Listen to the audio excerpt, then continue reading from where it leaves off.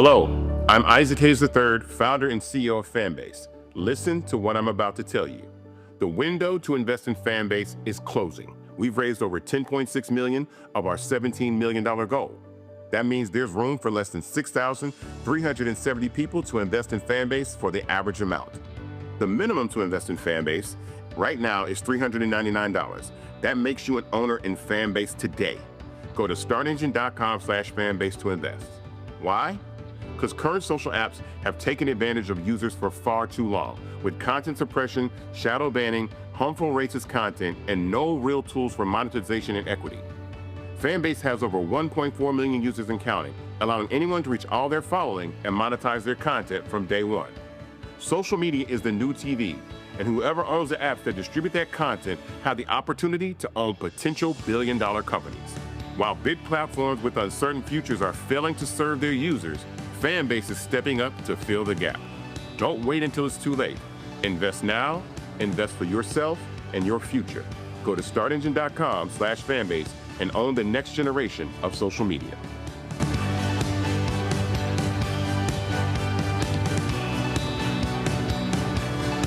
Black Star Network is here. Hold no punches. I'm real revolutionary right now. Support this man, Black Media. He makes sure that our stories are told.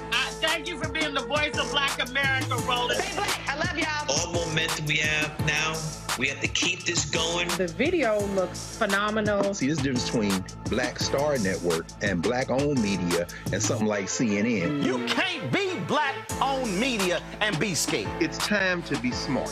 Bring your eyeballs home. You dig?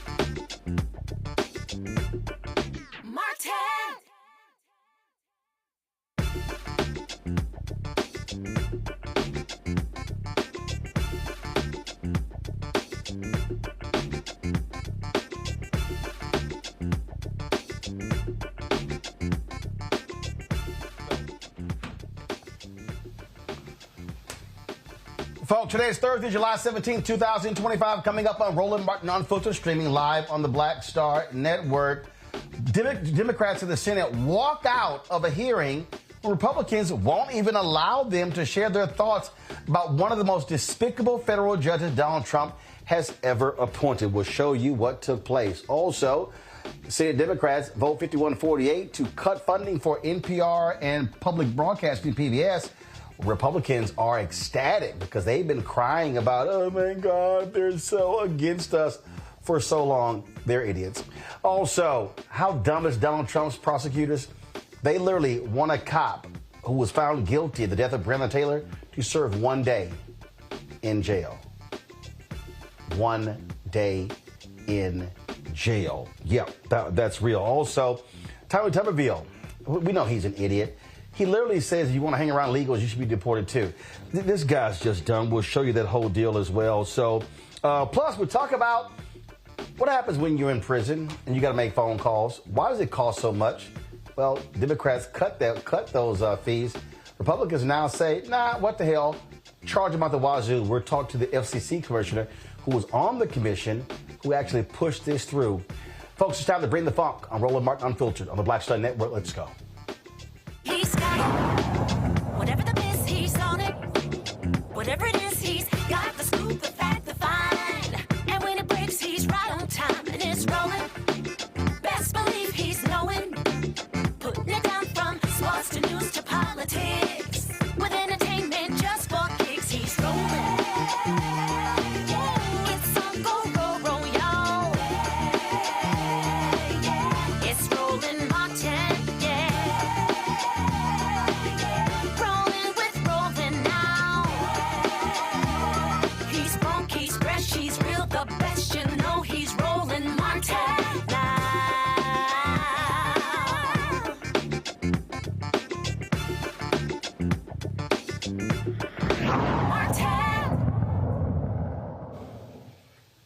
I've told y'all many times Republicans don't give a damn about rules or customs. They do whatever it is they want to do. And today, in the Senate Judiciary Committee, same thing happened. Normally, when you vote on advancing judges, both sides get to talk. Republicans are like, you know what? We don't want to hear what y'all have to say. That pissed off Democrats. So they literally walked out of the meeting. And Senator Cory Booker laid into him. Watch this. To pass jurisdiction and pass precedent. Why are you doing this? This is outrageous. This is a kangaroo court. That's all we have here, This Mr. is Chairman. wrong. To violate your own rules without going by the mandates of the parliamentarian. This is unbelievable. There's a way to do this. If you want to force this through, if you want to ram this through, there's a way to do it in accordance to the rules as spelled out by the parliamentarian. It is simple. It is clear. There's a pathway to achieve what you're trying to achieve. But, sir, this lacks decency. It lacks decorum. It shows that you do not want to simply hear from your colleagues. This is absolutely wrong. And, sir, this is to me one of those moments where we are not showing common respect for each other on both sides. I have sat here when we were in the majority and listened to my colleagues' arguments, listened to their passionate statements, and then we voted. This is not that. This is us simply trying to rush through one of the most controversial nominees we've had under this presidential administration. Sir, God bless America. You are a good man. You are a decent man. Why are you doing this? What is Donald Trump saying to you that are making you do something which is violating the decorum of this committee, the rules of this committee, the decency and the respect that we have each other to at least hear each other out? I've sat through so many long speeches of my colleagues, heard their objections, listened with sincerity to try to see what their arguments are. But we are not doing that. Sir, this is wrong, and you know it. There are some people on this committee who are the least firebrand people, and they've walked out. Some of the least controversial people in the Senate, some of the people that work the hardest to find bipartisan common ground have just walked out of this committee. And you don't even seem to care, but I know you do. I know your heart, Senator Grassley. This is wrong. I know the kind of person you are, and you know this is wrong. This is not necessary. What is another half an hour to allow senators to be heard? It's what the Constitution mandates. It's the ideals of the United States Senate. The world's most deliberative body should take a decent amount of time to deliberate. But here we're not doing that. Here we are jamming this through with some sense of false urgency. It's one thing not to hear from whistleblowers. It's another thing not to hold another hearing, but to not even allow my colleagues to have their moment to speak against this justice is just wrong. And I know you know this. I know you know this. The only time this rule has ever been overturned by both parties was done when one minority was trying to pull some stunt to stop the committee from hearing. This is not that. This is not the 2-hour rule. This is a basic element of the ideals of this committee, sir. It is the basic understanding of having debate and deliberation. It's a basic understanding of we can listen to each other even if we disagree, that we should have time and space and a forum to listen. Sir, this is just wrong in every way.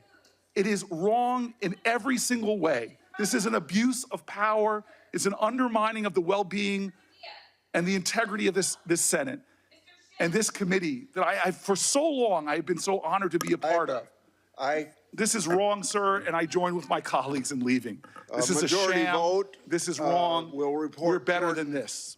Pratt to the floor. Now we'll have. Folks, my panel. Dr. Nola Haynes, Georgetown University School of Foreign Service. Dr. Greg Carr, Department of Afro-American Studies, Howard University. Reese Colbert, host of the Reese Colbert Show, Sirius XM Radio. This is real simple for me, Reese. Listen, you walked out, okay? Let's just real clear. Republicans don't give a damn about the rules. They're not going to play by the rules. I keep trying to explain to people this. Democrats can yell and scream, oh, my God, this is not right, this is not right. You know, they're the rules. When they get power, they don't care. So here's the question, Democrats. How are you going to penalize them? Those Democrats that walked out, are they going to say, you know what? Guess what? No nominations move forward. No appointments move forward. I'm putting a hold. Same thing Tommy Tuberville did. Same thing Rand Paul did. Same thing they do. How are you going to use the rules to say, you know what? I'm going to slow everything down in the U.S. Senate. It's going to come to a screeching halt. That's all I want to know. Okay, I don't want to hear another damn speech. I appreciate what Senator Cory Booker had to say, and that's fine. But we know exactly why they didn't want Democrats to talk. We know they didn't want them ripping into email bowls. We know they didn't want them showing how grossly unqualified and corrupt this man is. And don't be shocked if Trump tries to put him on the Supreme Court. But the bottom line is this here. Senate Democrats, you have to make them pay. And you must make them pay every single day, Reese. You know, you talk about Democrats and you talk about Senate Democrats. They can't bust a grape. Like, that was ridiculous. Senator Cory Booker, how are you complimenting them in the middle of protesting? Oh, you're a good man. I know you care. No, the fuck they don't. And they're not good people. And I wish that they would stop this my friend bullshit and just rip into them. I don't know how you walk out, but you give a whole speech that's trying to appeal to their better angels, which they're big-ass demons. So I feel like, you know, the other people have the right idea by just walking out. Go ahead and finish your speech outside instead of dignifying that. And the last thing I'll say is, listen, I don't think that Democratic voters really give a damn about rules like that. Not as much as Senate Democrats or even House Democrats do. What Democrats care about is results. And they're tired of constantly hearing excuses as to why the rules prevent them from getting results. Then when Republicans get in, they say to hell with all that shit and they ram through their agenda. And so, you know, as much as I would like to give grace to Senator Cory Booker, that is a prime example of why Democrats lose. That's a prime example of why people are dissatisfied with the non-fighting spirit of Democrats. And that's a prime example of how we are bringing a knife to a gunfight. I'm just sitting here and look, if you're gonna sit there, you should have just called them each by name. You should have sat there and said, shame on you, Grassley. Shame on you, Lindsey Graham. Shame on you, John Cornyn. Shame on you, Ted Cruz, Mike Lee, Josh Hawley. Should have named all of them. And you should have said, I'm telling you right now, I'm coming after every single one of y'all, and I'm going to shut everything down. I'm sorry. If you're not going to retaliate, Nola, All you're doing is just flapping your gums.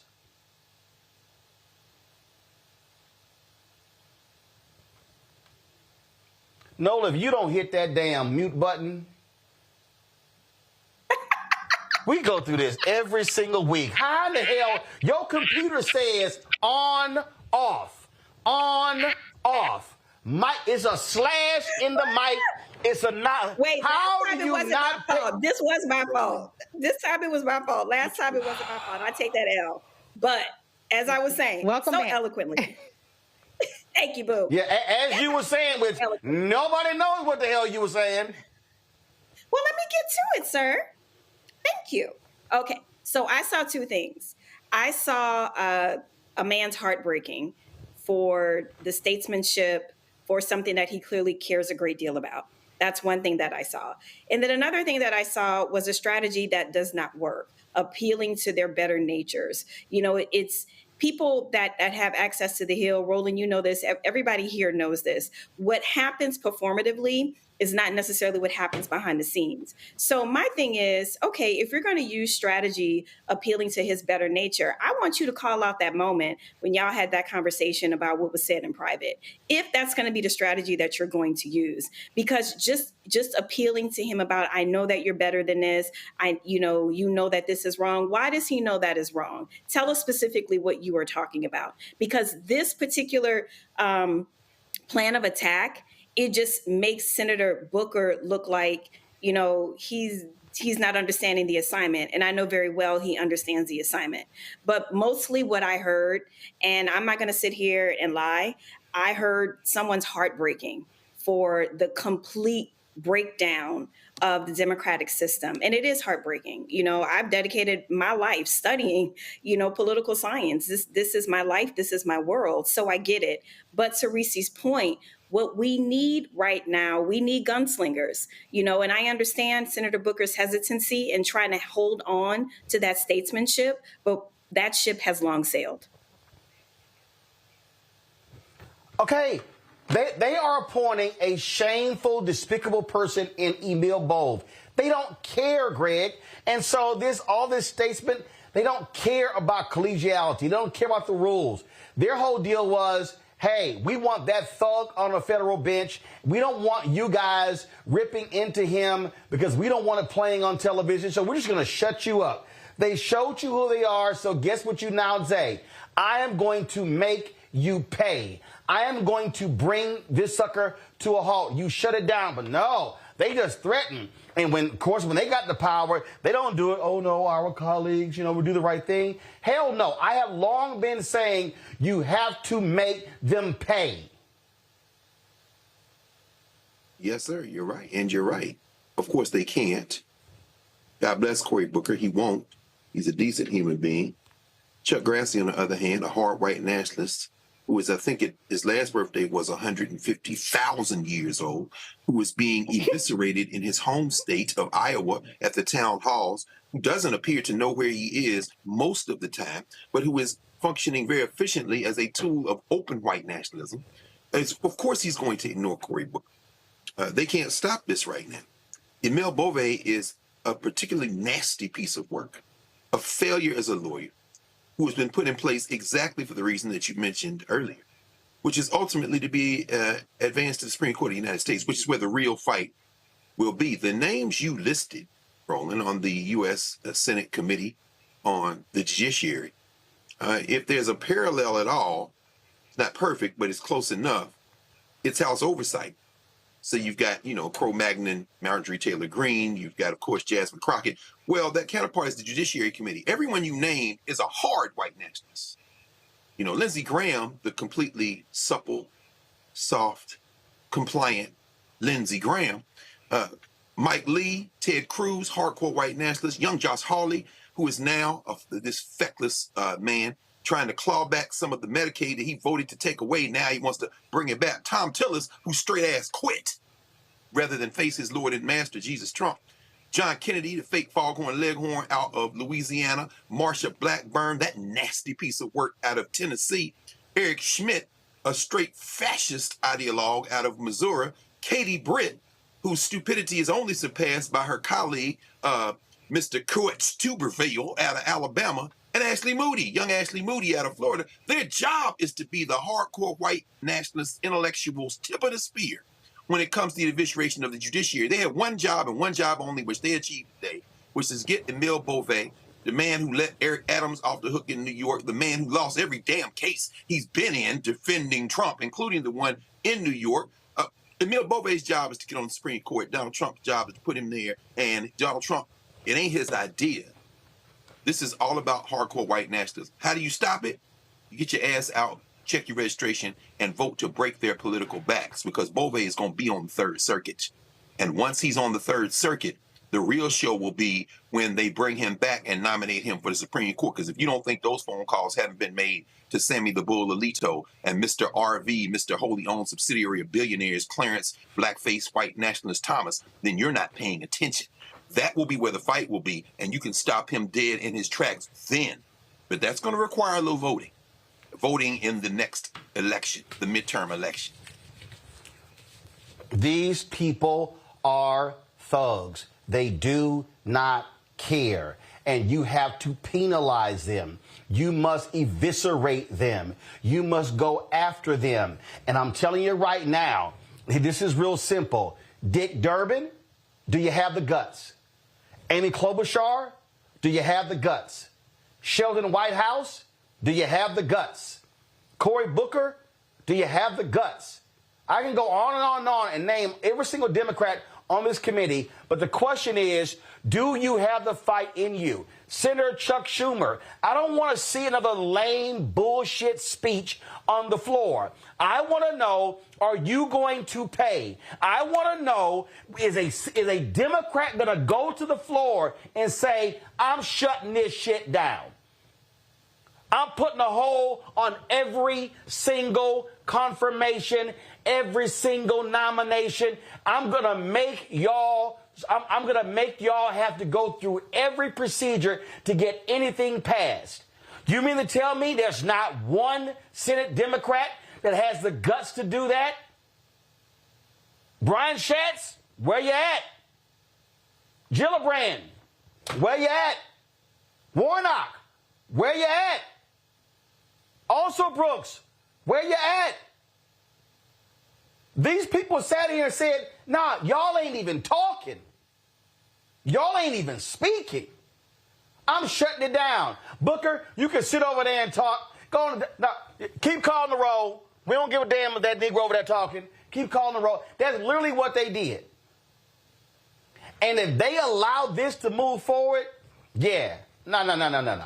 See, this is why people are saying, listen, weaknesses going on here. Black Pac has a new poll out we're going to talk about a little bit later that shows that black folks are ripping Trump and they ain't got no confidence that Democrats got any fight in them. What does Deion Sanders say? He said, I'm recruiting some folks that got some dog in them. They ain't got no dog. They ain't trying to swing at all. They are, no, Mike. No, I know your heart. You're a good man.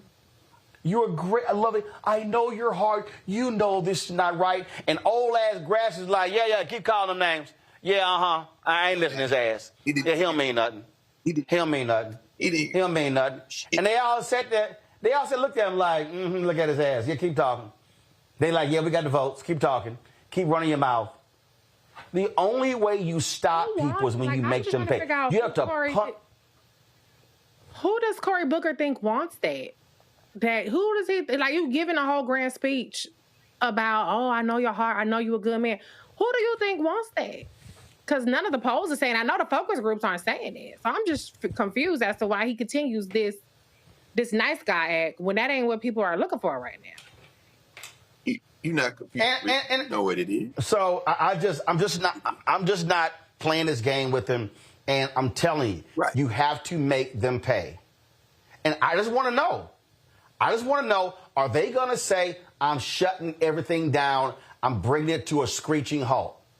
If y'all ain't willing to do that walkout, that's a waste of damn time. That didn't mean nothing. I'm going to go to a break. We come back. This is more the bullshit of Trump. We told y'all this during the campaign.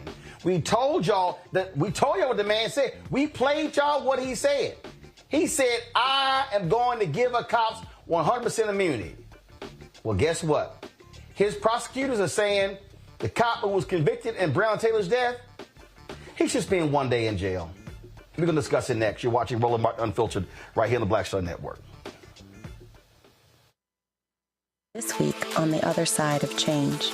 We're digging into the immigration crisis that's happening here right now. That can impact each and every one of us. We're going to break down the topic of this constitutional crisis that is being led by the Trump administration and what you, as ordinary citizens, can do to speak up and speak out to fight back. This is The Other Side of Change, only on the Black Star Network. My name is Lena Charles, and I'm from Opelousas, Louisiana. Yes.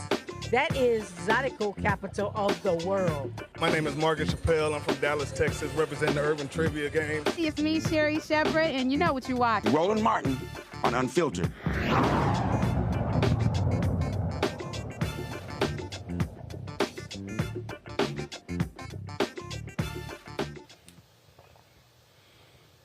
All right, folks, after 5 years, the Department of Justice is recommending that a former police officer in Louisville, Kentucky, who was convicted of violating Breonna Taylor's civil rights when she was shot and killed by cops in 2020, serve just 1 day in jail. 1 day. Brett Hankerson, a former Louisville officer, was found guilty last year on one count of depriving Taylor of her civil rights after firing multiple shots through a bedroom window during a botched police raid. The proposed 1 day sentence would amount to time served, meaning Hankerson would not return to jail. Spent 10 months in jail. Taylor's death became a flashpoint for the Black Lives Matter movement and one of several high-profile cases that ignited nationwide protests against police violence in 2020. Now, again, he wasn't convicted of murder. And keep in mind, you had hung juries.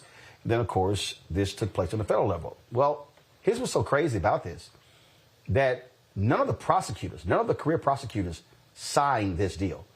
This is one of Trump's appointees that did so. Because it goes to show you what he already said. They want to let cops off. They want to let them off. This is what they do. And it's shameful and despicable. Joining us right now, one of the family attorneys for the Breonna Taylor family, Alina Baker, managing partner, Baker & Westbrook. How are you? How you doing? Well, I've been better. I'll say that. But today's been a rough day. Absolutely. So, again, say time served. So how many months has this officer been in jail? He's not been in jail for any months. He has only served, the 1 day is when he went to get booked, posted his bond, did the paperwork, and got out. So he's only been in jail probably less than 2 hours. And that's what the prosecutors are his sentence to be. So when the prosecutors say time served, what the hell does that mean? Those few hours that he did, that's it. It's a slap in the face to the work that the career prosecutors have done. You know, I do want to acknowledge and commend Kristen Clark, the prior Assistant Attorney General, and her career prosecutors, Mike Songer and Anna Gottfried, who worked very hard to get the conviction of Brett Hankerson. 2 trials, because the first was a hung jury, and then securing the conviction back in November.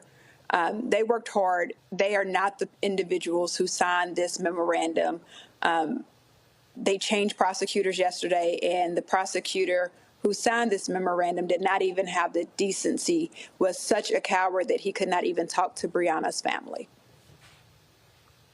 So this is also a coward, Harmeet Dillon.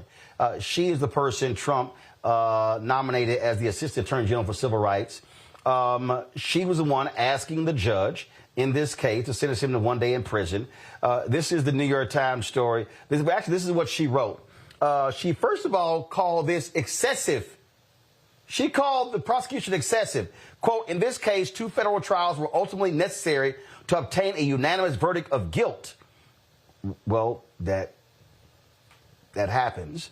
The jury's verdict will almost certainly ensure that the defendant, Hankerson, never serves as a law enforcement officer again and will also likely ensure that he never legally possesses a firearm again. Oh, well, excuse the hell out of us. Of course, he's now a felon. He was fired from his job 5 years ago. And she literally goes, oh, he's paid a substantial penalty for his actions. It's horrible. He shouldn't be able to have a firearm. He shouldn't be able to serve as law enforcement. He terrorized the streets of Louisville, Kentucky for way too long, and he finally got his just due. And what he is being sentenced for is violating the civil rights of Breonna Taylor. They made so many mentions of he did not kill her. He was not charged with killing her. He was charged with violating her civil rights. And a jury, an all-white jury, found that there was sufficient evidence to convict him, and they did. And what's interesting is, according to the sentencing report from probation and parole, the guidelines, what he should be facing, and what I hope the judge does sentence him to on Monday, is between 135 months and 168 months. I had to get my calculator out, divide those by 12, and we got 11 and a half years to 14 years is what he should be looking at. But here you have prosecutors playing politics and asking for 1 day. And I just hope the judge sees through this and gives this family the justice that they deserve. Yeah, and actually, when you look at the total numbers, he actually faces a maximum sentence of life in prison. I mean, that's what the maximum could be, but you have sentencing guidelines. And the reality is this here, which we might as well understand is going to happen. If this judge ignores Trump's DOJ, sentences him, we know Trump is going to pardon him. Yeah. But with that being said, this judge should still tell Trump's DOJ to go to hell. Yeah, I agree. And if they want to let him go, they need to do it. They have put this judge in an unfair position to say, give him 1 day, to deviate so drastically from the sentencing guidelines, which that's what this system that's not even meant for us in the beginning is supposed to be, They justify the discrepancies in crack and cocaine because of sentencing guidelines, right? They live by these sentencing guidelines, but here they want you to deviate so substantially to go from 11 and a half years being the minimum in the guidelines to 1 day. They're putting the judge in a horrible position. And if you want to let him out, if Trump's DOJ wants to let him out, it needs to be Trump that does that, not this judge. Yeah, I mean, that's the reality of what we're dealing with. We talk about what happens in so many of these cases. And it's absolutely frustrating when it happens. I look at another case, former Philadelphia police officer Mark Dial, who fatally shot a person, was released on parole after he was sentenced. It got, the dude... I mean, again, same thing. What happened in that particular case? They're like, well, my partner said he had a gun, but he didn't. Mistakes happen. The guy ends up dead. And it's kind of like, what? This guy served 10 months in prison for voluntary manslaughter, and now he walks out. I mean, this is what goes to show what people are fighting about. This also says what happens in this country, where you have these folks on the right. They do not believe cops should pay any price for what took place. So whether it is Hankerson, whether it is Mardal, they don't care. They want to let people off. And you know what? For all of these black folks who were sitting here talking all that crap, people like Dr. Umar Johnson, who was saying that, Trump and Kamala, they're the same. Do you actually think President Kamala Harris's DOJ will be recommending 1 day in jail for Brett Hankerson? I don't think so. Yeah. And it's absolutely true. And it's one of the, you said you warned the people. I warned the people. I said we cannot afford to have a Trump DOJ. Everything that we fought for from 2020 through now, the consent decree, that's been overturned, or the DOJ said, we're not abide by it, Judge, just do away with it. And now here we have this conviction that was secured. So much work that was done by the Civil Rights Division during the Biden administration that people were just willing to throw away because they didn't like policies all the way around. And this is what happens when we get so focused on one issue those things that we've been fighting about get thrown to the side, and criminal justice, holding the police accountable, that Kristen Clark's Civil Rights Division did just that. And this DOJ is now doing everything that they can to undo everything that she worked so hard to secure and to protect Black and brown people. Yeah, absolutely. And it's sad, it's despicable, and people just need to understand that when we spent so much time talking about the importance of voting, and then you had all of these idiots, tangibles, what are tangibles? Well, guess what? Kristen Clark, being the head of the Civil Rights Division, the Department of Justice, that was a damn tangible.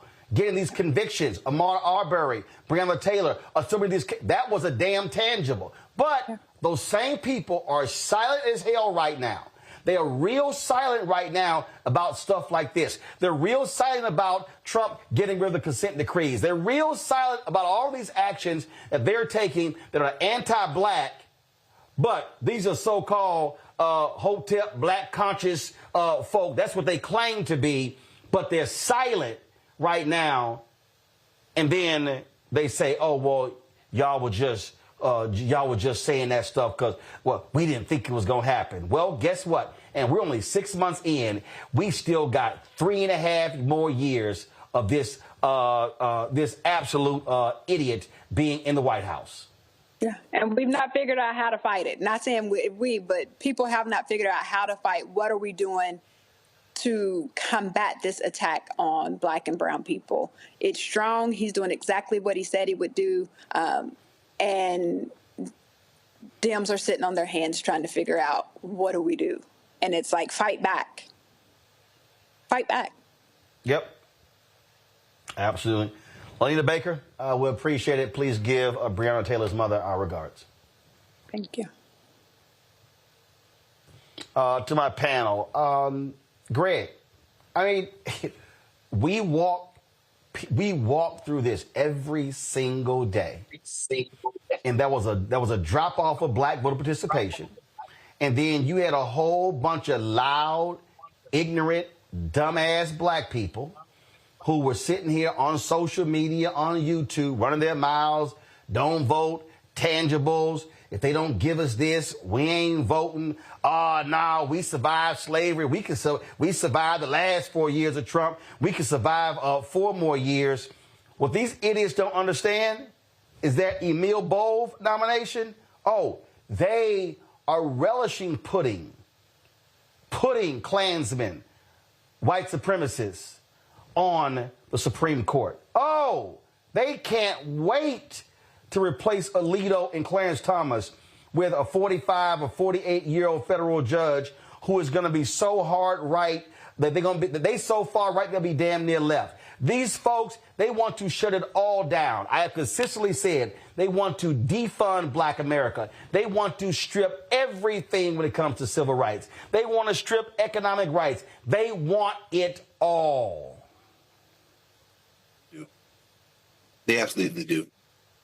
And I confess, I say it consistently. I confess to having a bit of, I'm enthusiastic. I won't call it euphoric yet. Those of my friends who are well-studied, as our friend Gerald Horn calls them, our friends on the left, whose basic argument for saying that we live in a duopoly and voting doesn't matter in those contexts, that this has to get worse before it gets better. Well, that's the theory that we're in now.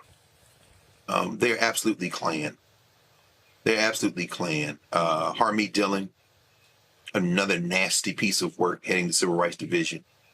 Her little friend, her in-house counsel who pushed this forward, they're Klan adjacent.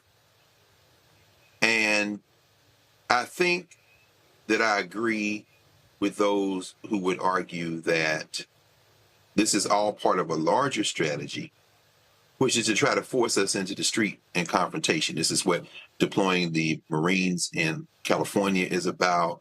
This is what these nasty provocations are about. Now, I'm not really enthusiastic about beating up on the Democrats, and I'll tell you why. Because they seem to believe that this is a country. And people get a little irritated when I say it's not a nation. It's a state with a lot of different nations in it. The illusion that the United States of America, that you people who live here are a people, constitute a people. Someone please show me somewhere in the history where that's true, and I'm willing to rethink what I'm thinking, but I haven't seen it yet, and I doubt I will see it. People who seem to think that somehow white supremacy can be overcome by finding common ground, you don't understand white supremacy. You really don't. That's why the people are saying MAGA is fighting itself. No, blood calls blood, blood answers. Their Trump may not be the Superman they had hoped him to be, but they're always going to pick him right or wrong with a 6-year-old sitting in his lap over you. So don't try to appeal to any logic. What we're seeing here is a provocation. They know exactly what they're doing. Expecting a judge to rule differently, I think there are two ways that can cut finally. If this judge does say, no, I'm going to give them substantially more time, it could extend the possibility that the rule of law could kick in, but that also extends the illusion, the delusion somehow that African people have in this country that there is a solution to this that's going to allow them to sit on the sidelines. Alternatively, if the judge takes the recommendation, and this is indeed what happens, and make no mistake, exactly what you said, Trump's going to pardon him. He'll be back on law enforcement somewhere. And if he's not on law enforcement, he'll be on somebody's private security detail, maybe Stephen Miller or somebody, or, don't worry, they're going to take care of Brett Hankerson, that nasty little piece of work. But either way, we're going to have to fight. That is what our ancestors did a day after Ida B. Wells' birthday yesterday. We've got to fight. And that fighting isn't just in the ballot box. That fighting may end up being in the street. But this confrontation is going to be unavoidable. The United States of America is going to fall apart. They are now pressing the gas pedal. And in pressing the gas pedal, they're going to realize that the rest of us may try to play nice, but once this facade falls, the confrontation is going to leave in its wake a very different country than we live in. And those of you who think that I'm talking big enough, you don't know enough history to even have this argument with me. I'm very clear about what's happening now. So I kind of have a little bit of enthusiasm because it was going to come to this one day, either way.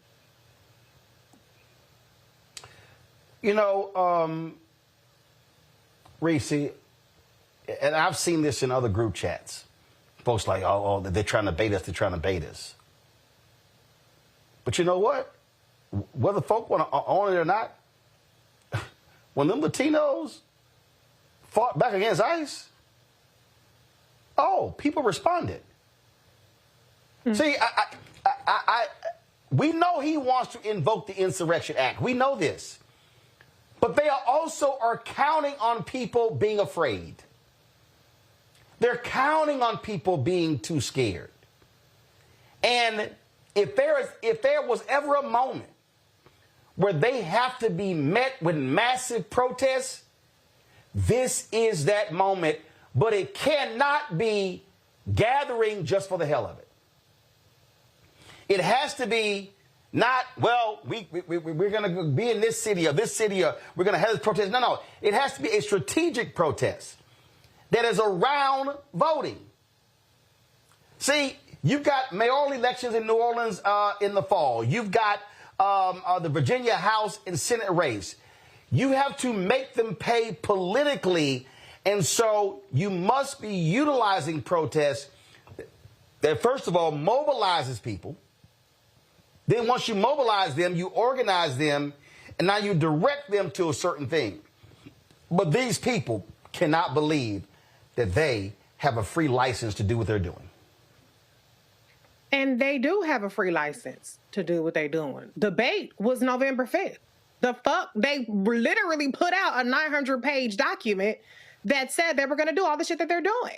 Project 2025.Observer says they're 61% complete with their DOJ objectives, one of which being undoing the consent decrees that related to Breonna Taylor, that related to George Floyd and Ahmaud Arbery and Tyree Nichols down in Memphis. So they already know they can do exactly what the fuck they doing, because who gonna check them? They pulled our punk card in November, and 89 million people stayed home. Donald Trump ran on giving police officers immunity. He said the same shit in front of you, Roland, and ABJ. Oh, the one with the water. He never backed down off it. He never lied about what he planned to do. He said it was going to be open season on Black people. When he got in, one of the first things that he did was pardon an officer in D.C. who killed a black person. His DOJ has been letting cops who have been convicted of crimes out of jail, off the hook. And this is another example of it. Republicans have been saying forever that your black life doesn't matter. Breonna Taylor was 26 years old when her house was raided based off of a faulty warrant, faulty surveillance, shot into like guns of the Navarone. And this DOJ under Trump has said that her life is worth one day. That's it. That's the trade-off between 60 plus years being taken off her life and the life of a white cop. One day, a minor inconvenience for him. But this is who they told us who they are. This is who they told us what they were going to do. And we allowed it to happen, along with MAGA, who voted for it enthusiastically, along with people who stayed home. We had the capacity to say, hell no, we're not going back. That was Kamala's slogan. We're not going back. And what do?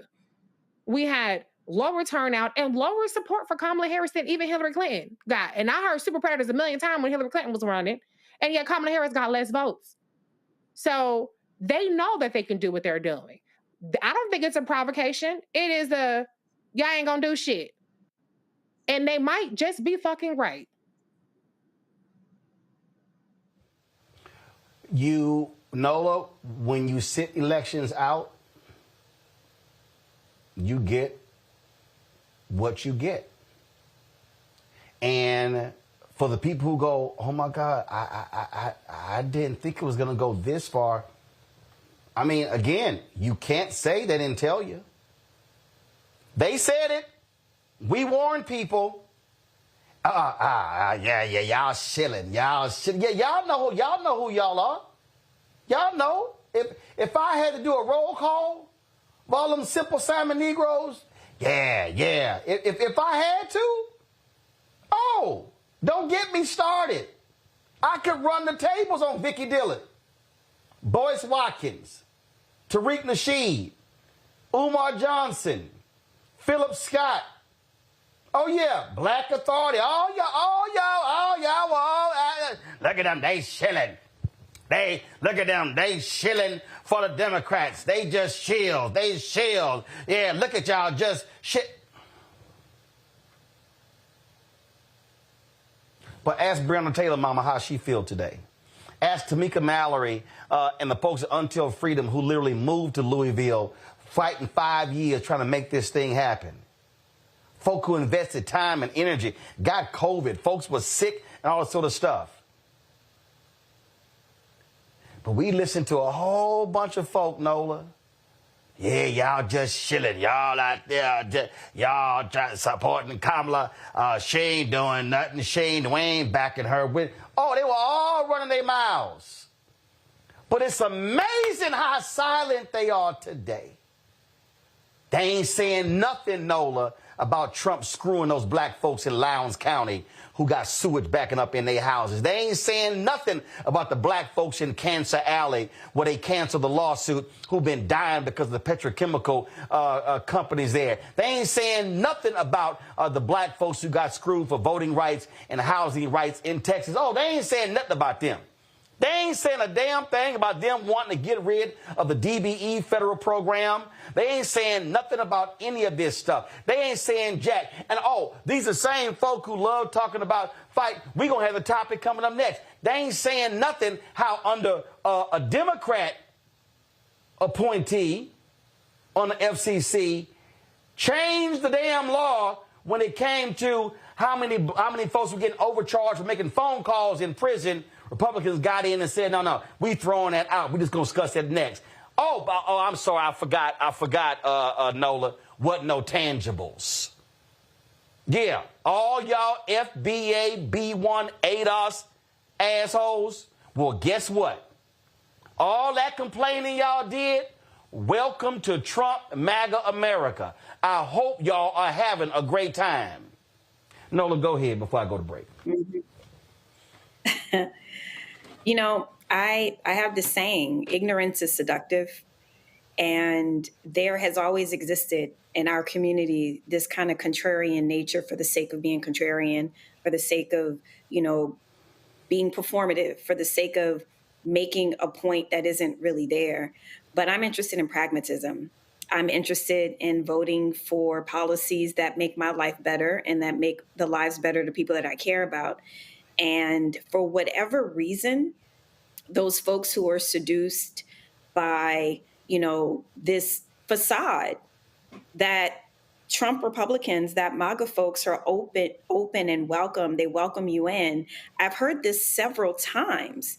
And I'm like, wait a minute. So the same group of people who welcome people in during the campaign, and then those same people are on social media saying, oh, look, I went to this event, or look, I'm in this group chat and they're treating me bad.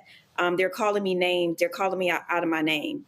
So it's just so many very interesting variables when you think about the Black folks who decided that voting for Trump or not voting at all would be the same as.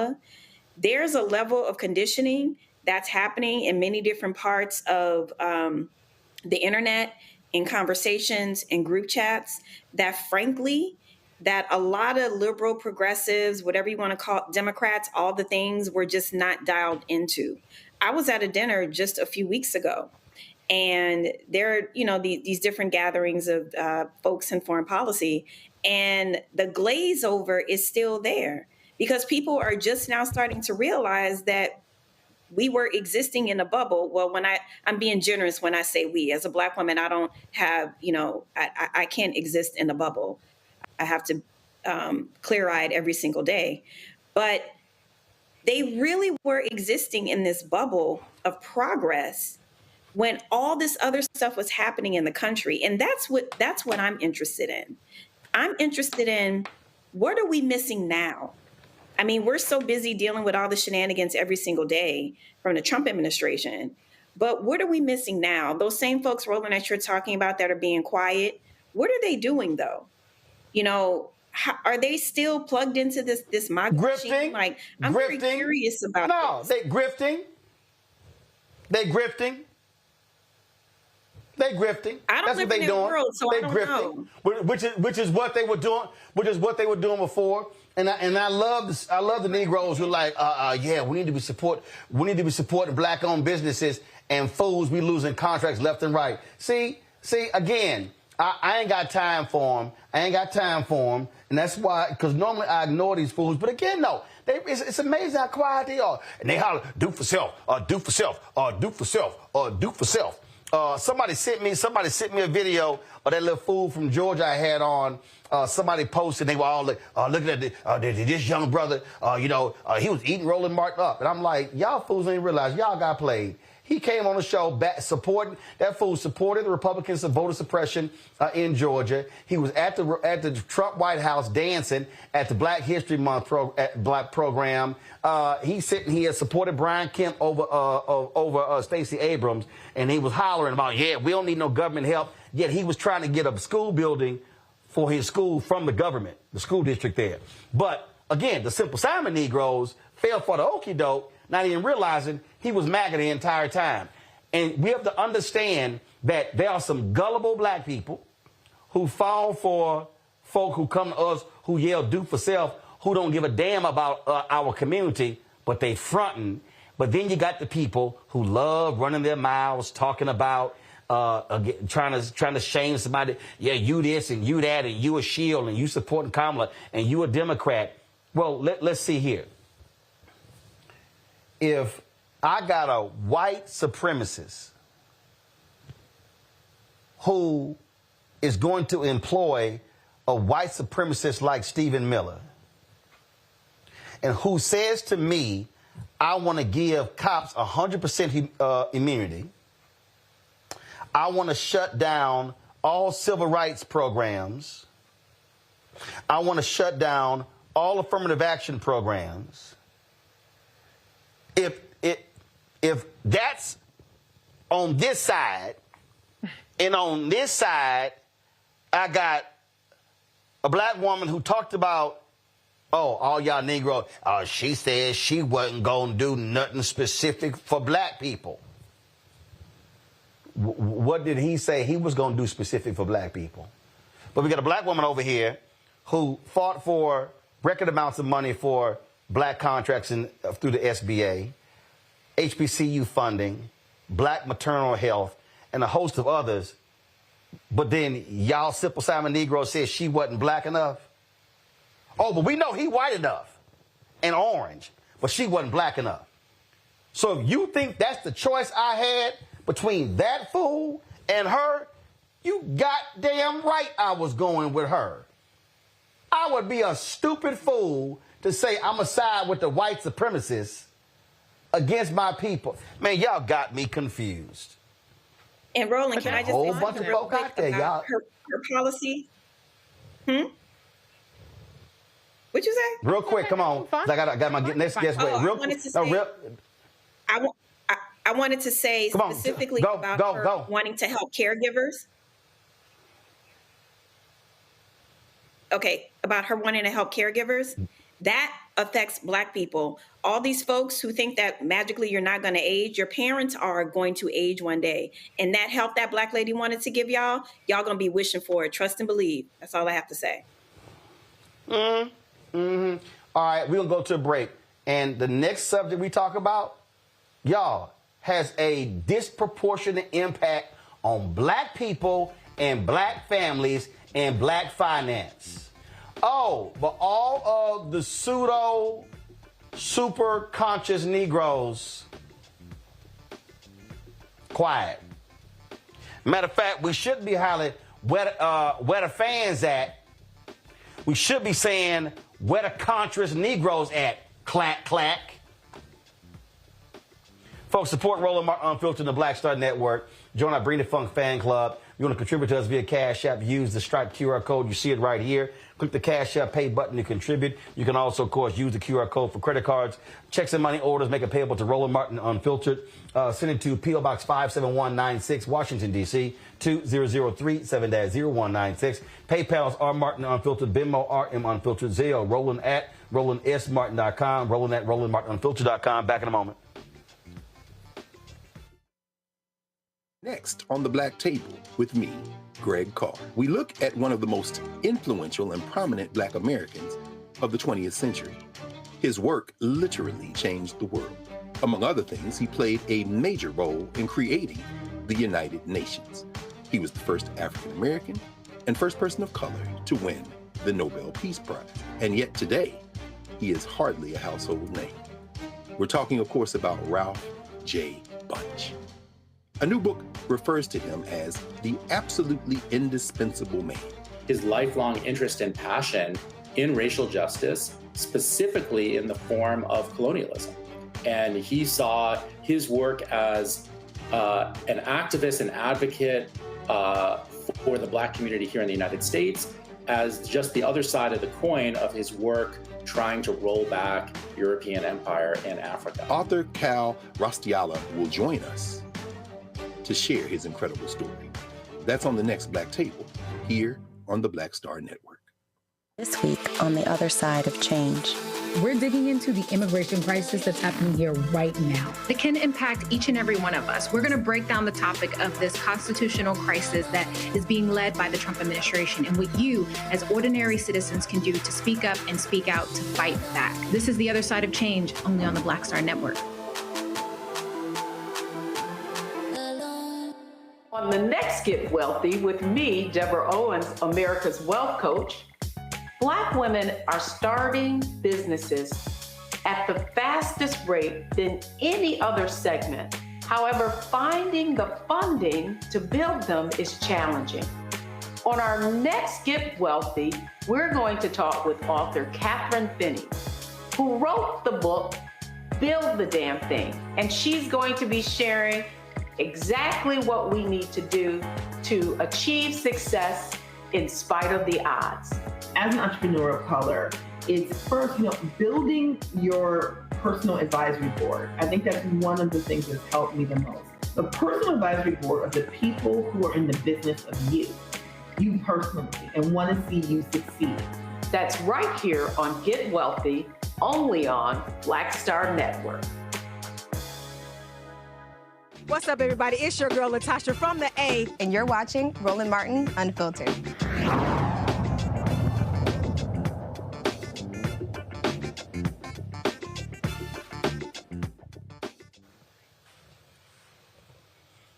Folks, it was a major deal when the Federal Communications Commission capped the cost of prison phone calls. That happened when Democrats had a majority of the FCC. Well, Republicans are now in charge. So you know what they said? We're going to go ahead and postpone that, at least for a couple of years. So let's keep allowing these companies to make all this money. Mignon Clyburn was the FCC Commissioner who pushed this in a serious way. Took a lot of effort to get this passed. She joins us right now. And this got to piss you off. All that hard work, and not just the hard work. People don't understand how families are being utterly ripped off by these prison phone calls, Mignon. Roland, first, it's good to be here. It's good to see you, but not for this reason. You're absolutely right. We thought we had done it all. We thought we had checked every box, every complaint people had about the FCC not having jurisdiction because it's a federal agency, and we had no right to tell the state jails and prisons what to charge. What did we do? We lobbied and lobbied in a legal way for an agency, and others got out there and went to Congress and said, please pass a bill. Guess what? Congress passed a bill.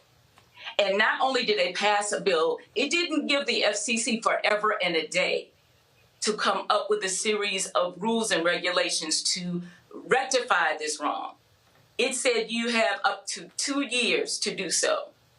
So April 1, these rates went into effect.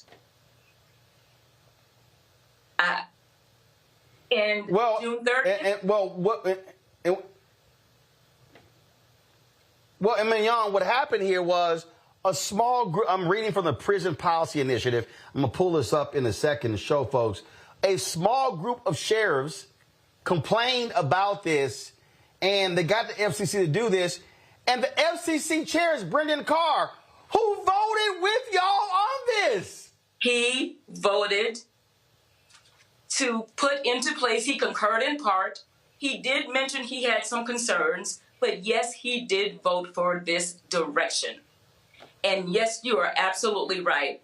Almost out of nowhere, he said, we have issues. There are security concerns.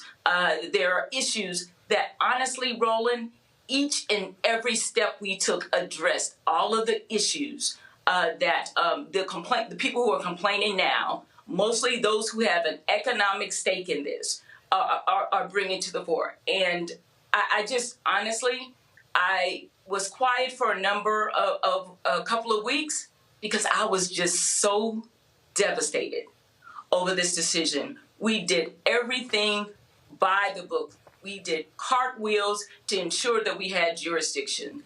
We had an open process that took almost 2 years to let every single person have an opportunity to weigh in, including the sheriffs, including these companies. And we struck a balance just about as perfect as it could get, to have rates as low as 6 cents a minute, to ensure that they weren't bringing in all of these phantom, I call them, unjust and unreasonable charges on top of that. Because keep in mind, some of these companies who are providing these services aren't just providing services for telephone.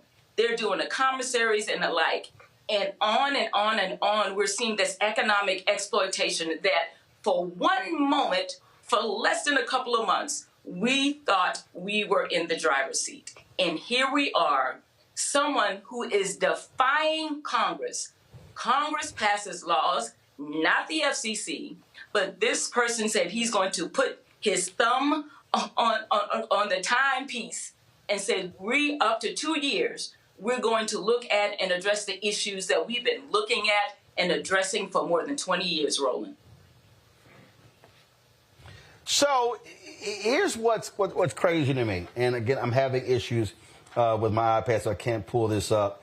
But It says that in large part, the move is a response to a small group of sheriffs who have lashed out in reaction to its 2024 order. Maybe I can do it now. Here we go.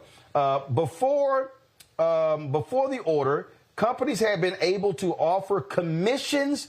Yes. I need people to listen. Commissions and other kickbacks to agencies they partnered with, which drove up the prices of phone calls for consumers. The 2024 order barred companies from offering almost all kickbacks and commissions. Yes. In retaliation, a handful of sheriffs, most notably the sheriff of Baxter County, Arkansas, have said they will no longer offer phone calls at all. So basically, this sheriff says, oh, if I can't get kickbacks for the high phone calls, damn y'all can't call anybody. And not only that, what's going on, these phone calls have literally been the lifeline. Because you know what also is happening in some of these jurisdictions? Families cannot go and visit. You think you can spend your Sunday afternoon going and visiting some of these communities. Some of these places are barring that. So the only means of seeing or hearing from your family member is either through a video call, which this was going to cap because it hadn't before, or a standard telephone call, usually collect. Now, the people who are paying the price are mostly either those persons who are representing them, meaning the lawyers, mostly their families. And what has been happening as rates got more just and more reasonable over the past few years, this is not our first rodeo when it comes to this. You saw usage rise. When people can afford to do something, they do it.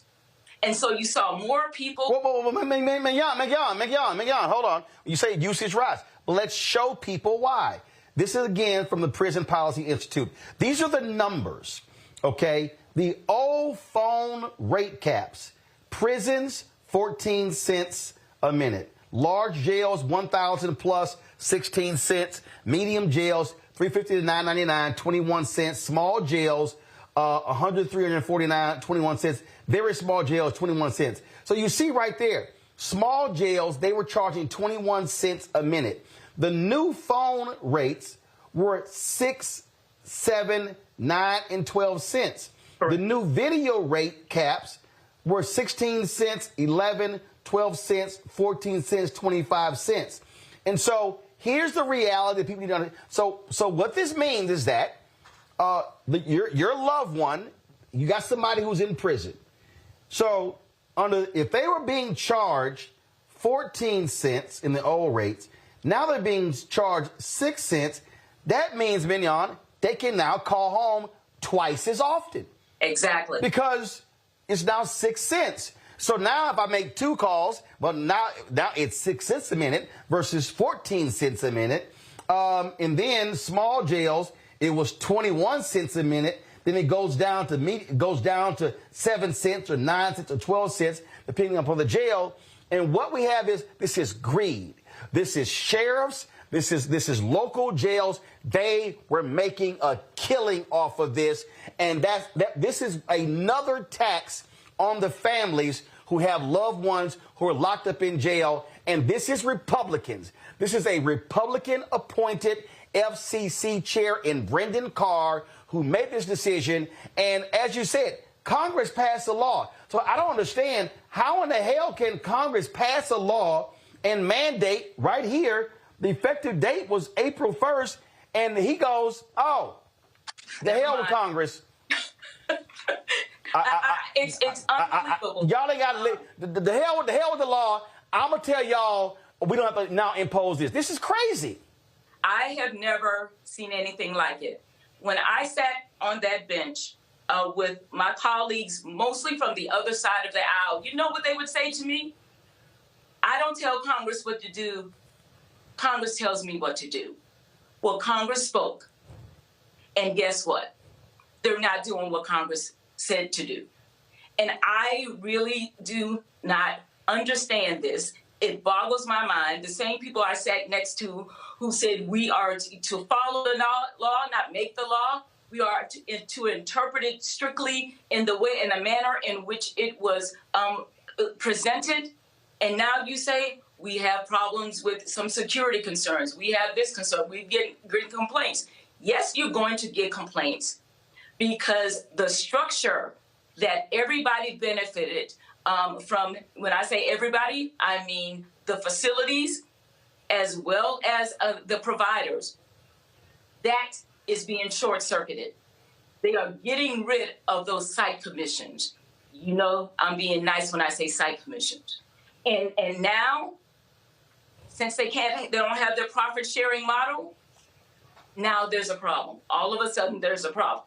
And I want to show this. Hold up, Mignon. I want to show people this, what you're talking about. This is from a previous story in the Prison Policy Institute.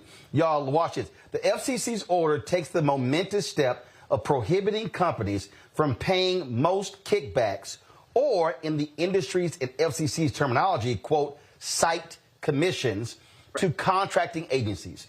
Commissions, as we have written before, are a major factor driving up the cost of prison and jail telecom services. Counties and states choose their telecom provider based on which one will offer the highest commission payments, and companies offset the cost of paying these kickbacks by raising their rates. The new rules appear to restrict site commissions in all of their many forms, including, quote, donations of free technology or other gifts to the facilities. So basically, these telecoms were saying, hey, we're going to kick some money back to y'all. Y'all pick us. Y'all pick us. Don't worry about it. We're going to make them inmates and their families pay more. Roland, when we were growing up and hearing about government contracts, and some of your listeners will affirm, especially those in business, you know who got the contract? The lowest bidder. That is what we were accustomed to, because you were supposed to be looking out for our monies. That is clearly not happening here. The lowest bidder loses. And what does that mean? That means families lose. You're talking about, conservatively, 2.7 million children who have at least one parent incarcerated who cannot afford to speak with them. You're talking about, 70 to plus thousand people coming out of jails and prisons each year. And they go home as strangers because during the course of their sentence, they could not afford to speak. This is a problem that is bankrupting families. It is tearing families apart. You ask any teacher, he or she can almost tell you whose parent is incarcerated by the behavior of the child. This is causing incredibly terrible, horrific ripple effects in our communities. People can't afford to keep up their homes, and you see urban blight. People act like they don't know that these cost shifts, these things that are sucking out the economic viability of our communities. This is a glaring example. And to me, this is the biggest case of regulatory malpractice I have ever seen it. I cannot call it anything but regulatory malpractice. You take an oath. Before I go to my panel, Mignon, hold on. Before I go to my panel, I want people to show this here. Before you make that point, I'm going to go to my panel. So this is from the prisonphonejustice.org. I need y'all to understand when Mignon's talking about kickbacks, I need y'all to understand that this is the money. So this is a chart here. This is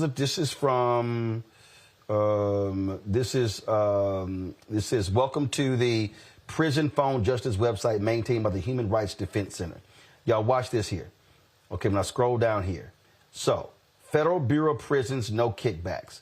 Cost of a 15-minute call is $3.75. Alabama, this is kickbacks paid by families.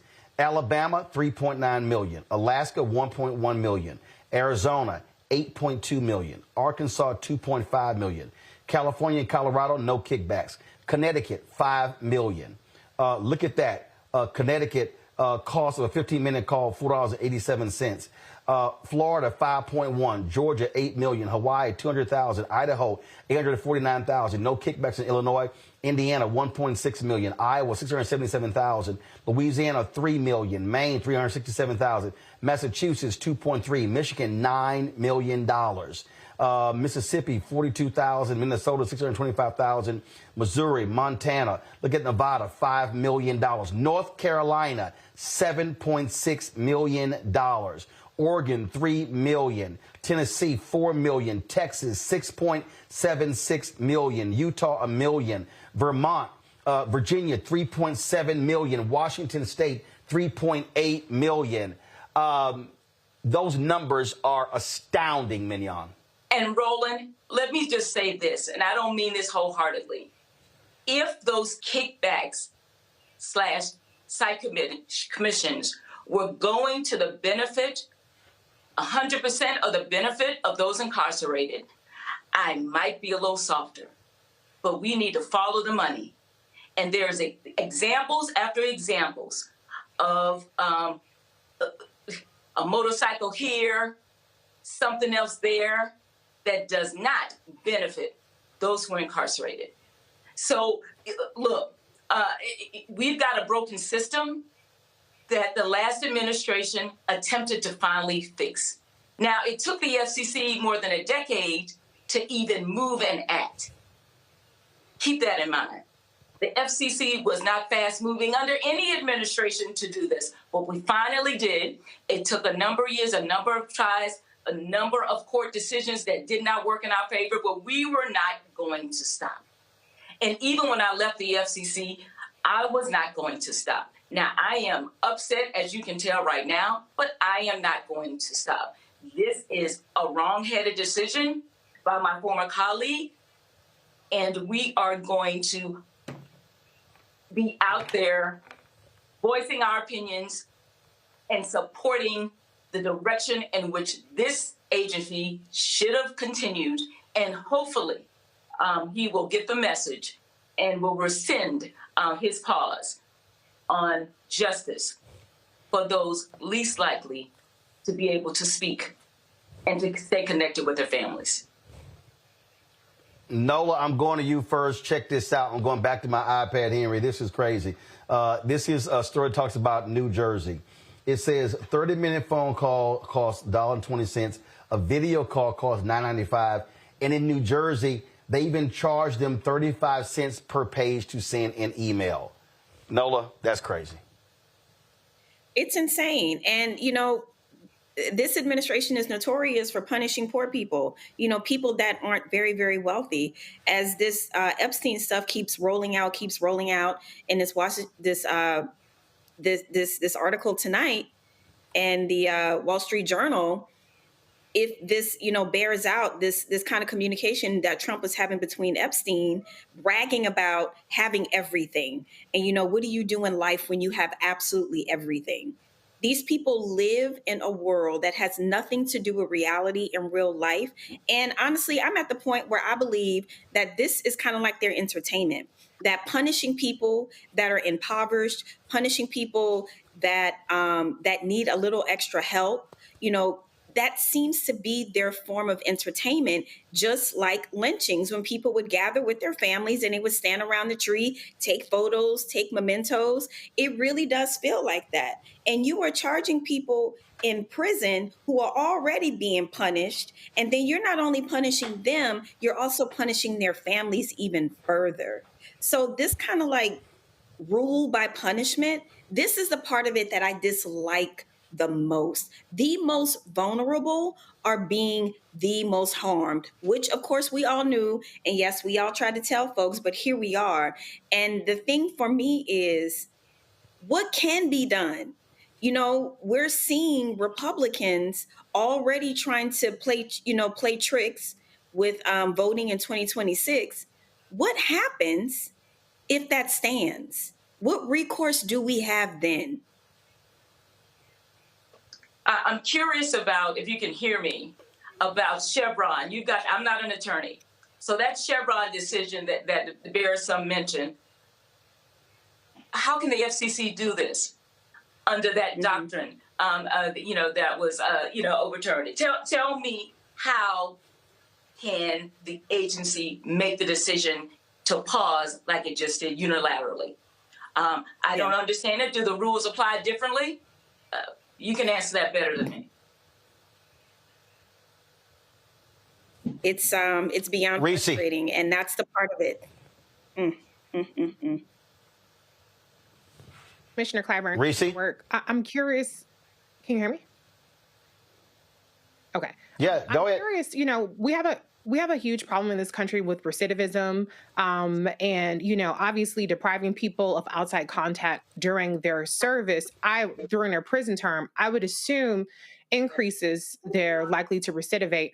Do you have any information on that aspect and how ultimately by penalizing families who have to pay for these calls and penalizing inmates, we're actually increasing the likelihood of people to return to prison?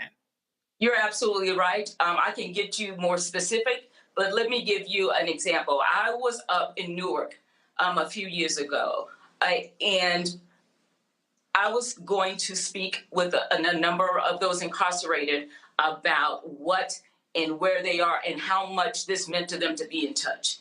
One person did not want to speak with me because some privilegers, were denied that day. But I got a chance to say one or two things to him. And this is what he said, and this was confirmed by those who were responsible for guarding them. They can tell a difference when there is family contact. Not only can they tell a difference and they see a difference in their behavior inside, it's the children and others on the outside who have that reinforcement that I love you, that they cannot afford and will not be able to afford to do with this pause. That might be another 2 years if the courts are not more friendly. And so, yes, the answer is yes. Anyone in a facility will tell you when those incarcerated are in touch with their loved ones, they can tell the difference. That is hands down. That is not the issue here. The issue here is greed. The issue is insensitivity. The issue is not caring about those on the other side of the economic and political aisle. It is a shame. Mm-hmm. And again, people like me are not going to stop until we get justice. Greg? Thank you, Roland, and thank you, Sister Commissioner. Sister Clyburn, you said earlier we should follow the money. And we know that Securus, the prison phone communications company, along with GTL, controls more than 70% of the market for prison calls. And that's a company owned now by the owner of the Detroit Pistons, Tom Gores, whose wife contributed money to RFK Jr. to his campaign when he was running for president. My question has to do with how far you think this goes in terms of a broader ideological project. I say that because your former colleague, and I use that word very loosely, Brendan Carr, of course, wrote Chapter 28 of this document, Project 2025, on the Federal Communications Commission and telegraphed that he is exactly the type of ideologue that we expect would work with Russell Vought to destroy the federal government, to unify power in the executive, and to unleash the very type of unbridled capitalism that we see at play now. Do you think he was playing in y'all's faces? And do you think that this, along with enriching folks like Gores and others, has been the strategy all along? And at this point, what do you think we should and can do to combat what seems to be a long-range ideological plan? I will say that the people I know that I served with in the past are very transparent. No surprise. This here. Disappointment, yes, but no surprises. Look, we talked about following the money. We talked about following the influencers. That is the issue here. There are too many people who are quiet because they look at whatever infraction that was committed or whatever happened to land that person behind bars and not the rest of it. And so the insensitivity on that and the greed on the other side and the influence, yes, by a very concentrated, as you mentioned, industry that not only is exploitive, but it doesn't allow for competition.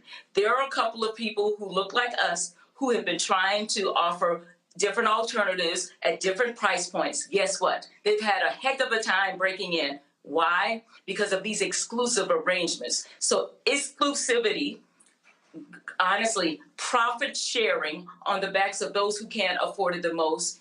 And of course, the influence that most people who are related to and who are incarcerated don't have, has permitted and allowed and enabled this uncomfortable storm to keep brewing for almost 30 years. So again, what we can do is go state by state, county by county, because those jurisdictions can make changes.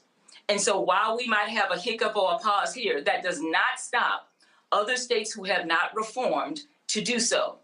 And we should press on them where we live to make sure that their rates are just and reasonable. And where they are not, we should be advocates close to home, pushing for those sheriffs and others to be reasonable, to be just, and to be compassionate. All right, then.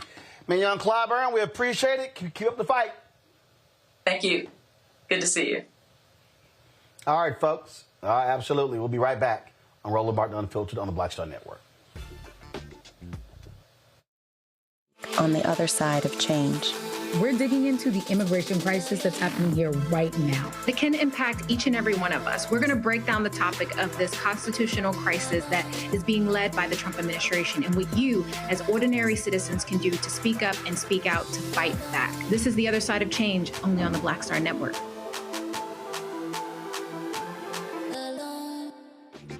I'm Marissa Mitchell, a news anchor at Fox 5 DC. Hey, what's up? It's Tammy Roman, and you are watching Roland Martin Unfiltered.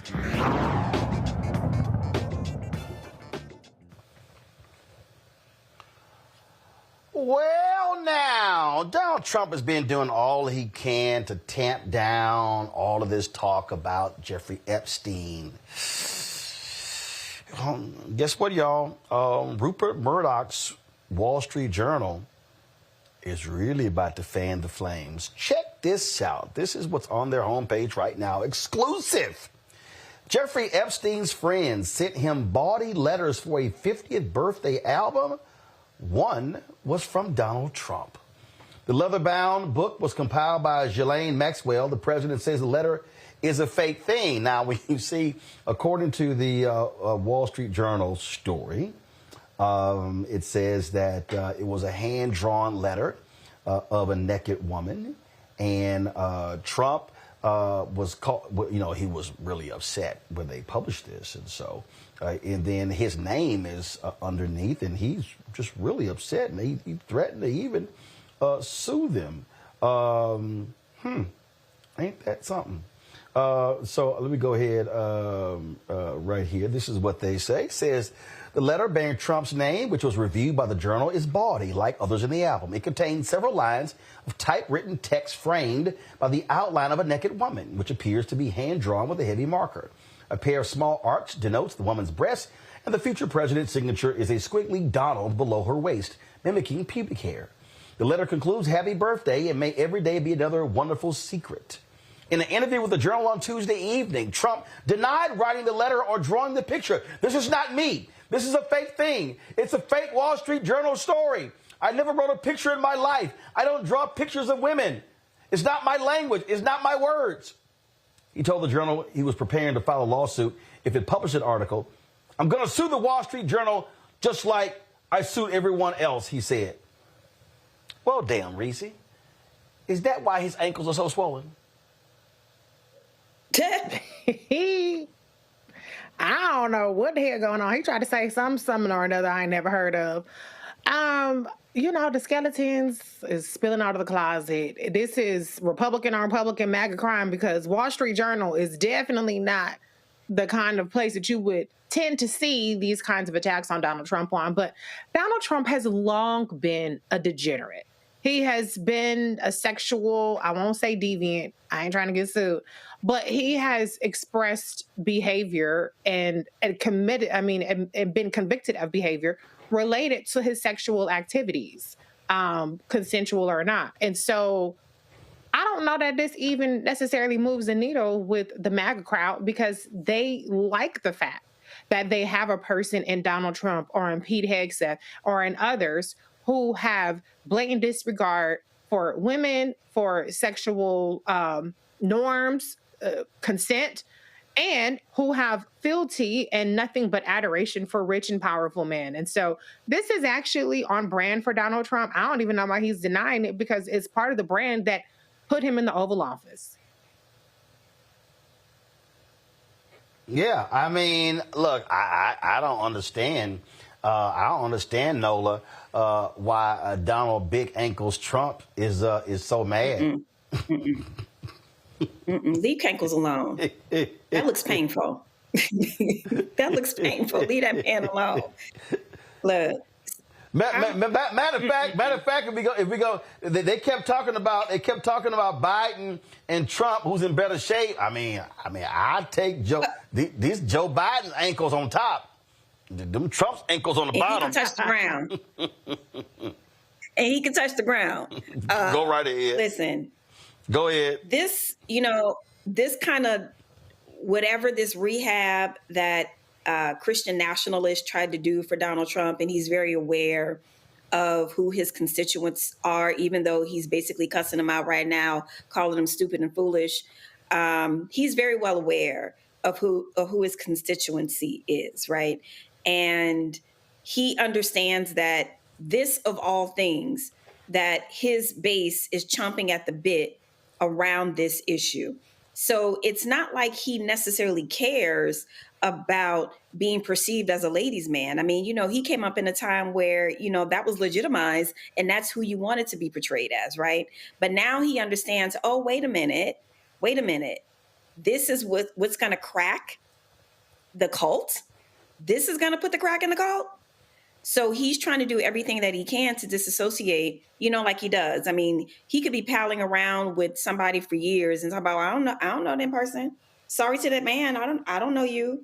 He's famous for doing that, but he can't do that here because he made campaign promises, many of which he has not kept. But this is the one thing that MAGA seems to be really, really interested in. And so he's going to do everything in his power, because the one thing he also knows is that 26 is coming up and things haven't necessarily gone to plan. So this is the one issue that he's going to spend an inordinate amount of time trying to backpedal his way out of. But this doesn't seem to be going away like the rest of the stuff, like with his little ear and the ketchup or blood, whatever that was supposed to be, like the other stuff that just disappears and go away. This does not seem to be disappearing. Well, it's not going away, Greg, because MAGA was the one that fanned the flames. Look at this here. Look at Charlie Kirk. This is not how Trump talks at all. I don't believe it. Nah. That's y'all freaky deaky, big swollen ankles fool. We know he was palling around with Jeffrey Epstein, but see, they can't handle it. See, they kept talking about Bill Clinton. Everybody, nah, it's y'all boy. That's not mine. I don't write that. I don't draw it. Hey, guess what, Greg? The Wall Street Journal is owned by Rupert Murdoch. They basically said, dog, we got the goods. Go ahead and try to sue us. Go ahead and try to sue us. And guess what? Trump can threaten all day, Greg. He don't want that deposition. No. And, it really is an intriguing moment for all kind of reasons. As we are talking here, I don't know what the state of Donald Trump's health is. I don't know what his ankles look like or his wrists. I will, however, take as an article of faith that every word that comes out of his mouth is a bold-faced lie. So I don't know what his health status is. Plus, Peter Thiel and Musk and them have an insurance policy in the Manchurian Candidate Junior Varsity Vance. The question is, can they advance their agenda without their signing pen? Donald Trump. Trump is the reason that these white nationalists who have been engaged in a 60-year project to capture the federal government and beat us back after all those years of black liberation struggle.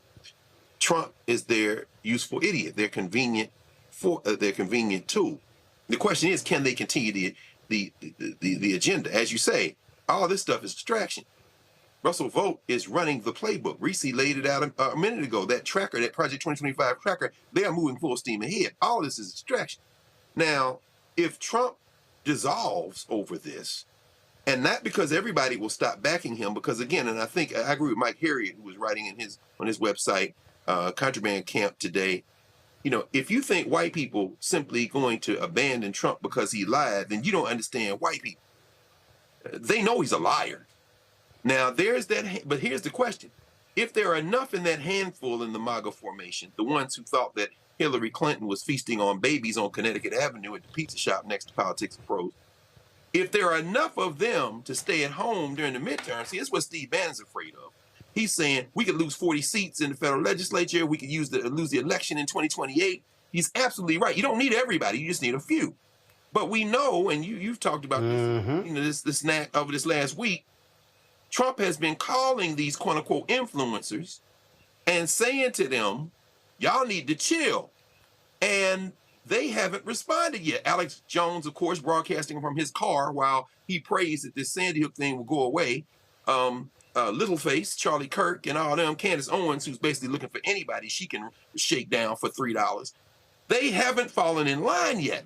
The real question we have finally in all of this is whether or not this will be enough in an idiocracy like the United States of America that pays no attention to policy and really just does engage in spectacle to undermine their signing pen, their tool. And if it is, this might be the opening we need to take advantage of this. Because I don't trust corporate news and entertainment media at all. They're talking about MAGA war, MAGA war. No, these white people are in lockstep. The only question is, you going to shave off enough of the crazies for us to have a little bit of an opening to bust their ass politically in the midterms. That's what we need to be focused on. Absolutely. Now, y'all, Greg mentioned Trump's hands.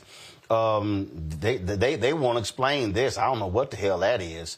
I mean, he got jacked up hands. His ankles are swollen. They try to come out today. Well, you know, he's been treated. He's in perfect health.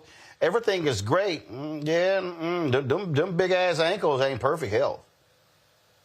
I don't know what you talking about, but yeah, this gonna be real interesting.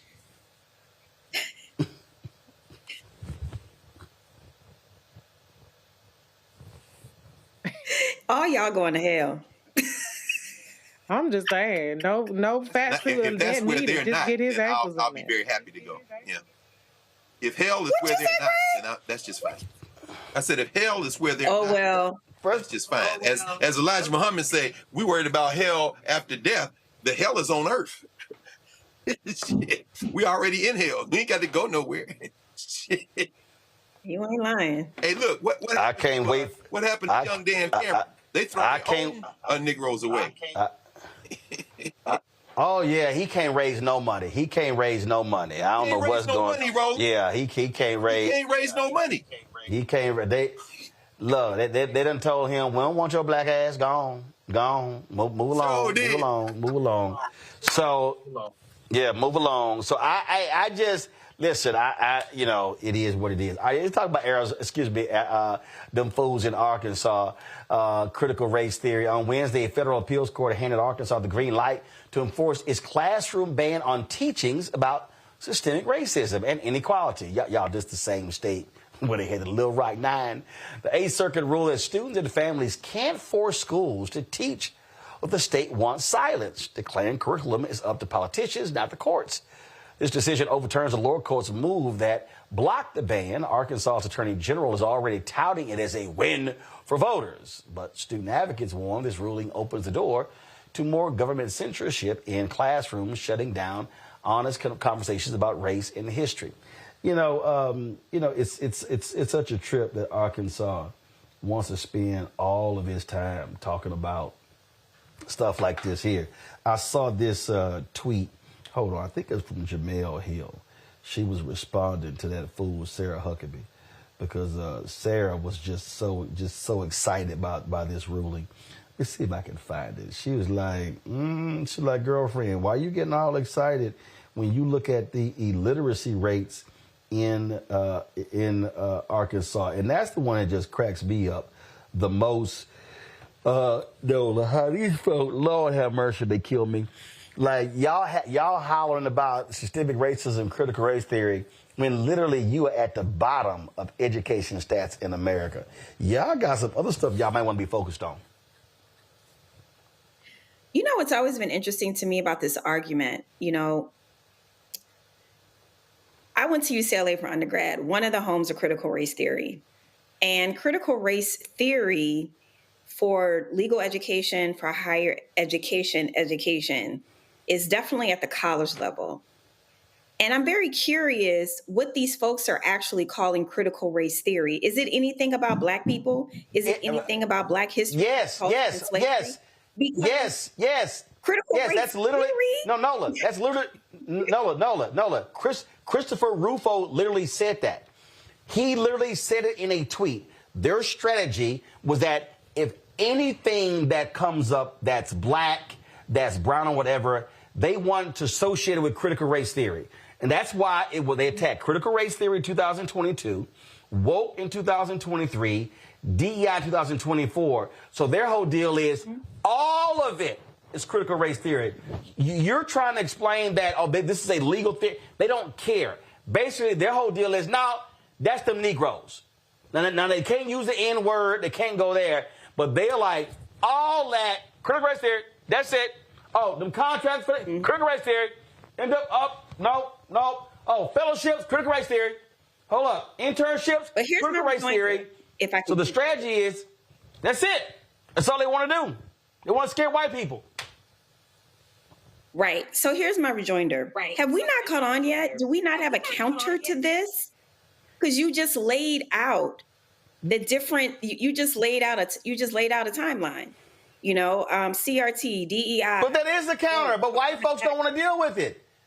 White media doesn't want to deal with this.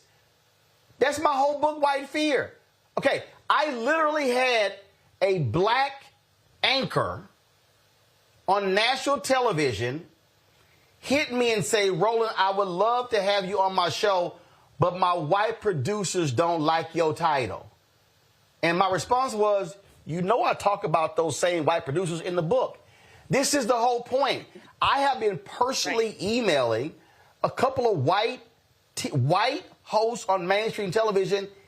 They don't want to touch it, Nola. They don't want to call a thing a thing. They don't want to say it's all designed to hype up white people. It's other things. It's other. That's what it is. So the reason it hasn't been properly addressed is because white media does not want to talk about it because it's also them. Mm-hmm. Yeah. That's why. It's abundantly clear. Reese is abundantly clear. They don't want to deal with it. This is about whiteness, and they don't even want to use the word white. Well, here's the thing. Okay, Arkansas, y'all won. Now, what's your prize? Brokies. Like, y'all got child labor that Sarah Huckabee put up in there. Y'all still gonna lose all kind of Medicaid expansion. All kind of people gonna be kicked off with food stamps and SNAP. After school programs gonna be cut. All kind of infrastructure going to be cut. So what show white people don't have to learn about Black people prize? How is your life better? They rounded up immigrants. Trans people is banned. DI is dead. And you still broke and you still white and you still mad. Congratulations. Greg? That part. Yeah, you know. Okay. We just passed the anniversary of the Scopes Monkey trial. If y'all had to go see Inherit to Win, the play, you know, Williams Jennings Bryan versus Clarence Darrow in the courtroom, all over whether you should teach creationism or evolution in schools in Tennessee. These are theocrats. They are theologians. They are hardcore Christian. I won't call them Christian. They're hardcore religious extremists. Slow-eyed Sarah Huckabee, whose Christo-fascist father was visiting Bibi Netanyahu's trial in Israel yesterday. He said slow-eyed? They have, slow-eyed. You know, the eyes kind of slow. It's S-L-O-E, kind of, you know, looking another way. Huckasan, as we call her, she is in Arkansas. These politically and intellectually inbred fools could have had a literal rocket scientist, Christopher Jones, as the governor. They picked Huckasan because they are religious inbred ideologues. They believe that God made heaven and earth in 7 literal days. They believe that they're supporting Israel because they're waiting for the Armageddon to come, followed by the rapture. And they believe that ish. So my point is this. Critical race theory, which, as you said, Roland, and you and Nolan were saying, they can't spell, not even given 3 letters, CRT, which is basically saying the N-word. Before that, it was diversity and DEI. It all means the same thing, the N-word. They want to, and again, following the money, in this BS bill they passed, they just got billions of dollars so they can take their children away from being next to your children and teach them that God made the world in 7 days, or 6 days really, and rested on the 7th, to be technical about it. And all the other foolishness, I'm sorry if anybody's offended, deal with it, because you're dealing with ideologues and white supremacists who are going to pursue their agenda. Now, the solution to this is what we're doing right now. It's Black Star Network. It's moving forward with self-determining platforms that are very clear, pour clean glasses of water, and have us in real dialogue that will allow us to act collectively. This, as we hear news today, is reported in Variety that CBS is shutting down Stephen Colbert's show in May, and now they shaky worried about Jon Stewart after they wouldn't give Roy Wood the job at Comedy Central. Why? Follow the money. Skydance Media is slated to acquire Paramount, and the guy David Ellison, who leads Skydance, is infatuated, it appears, with Donald Trump. These ideologues have megaphones, and they continue to curate the electorate they need by propagandizing them. And in Arkansas, it's inbred Christian nationalists. Our solution is to have our own platforms where we continue to have work like this and roll over these people politically like the sea. Stop trying to talk with them, because they are worried about something completely different than what you worried about. And see, here's the thing. To understand the state of mind, I saw this clip. This is Bill Maher talking to John Leguizamo. Okay? This right here says all you need to understand. How even so-called liberal white people like Bill Maher, just listen to this bullshit. Say, is he a racist or not? He's an 80-year-old, or soon to be a year away from 80-year-old guy whose father was a virulent racist. Oh yeah, and he marched with the KKK. His father was arrested. His father was definitely a racist, and his grandfather was a pimp. Like of the times, the people are a product of their times. He is a product of his. But some of us overcome our times. Yeah, exactly. That is absolutely true. He hasn't overcome that. That is true and fair to say.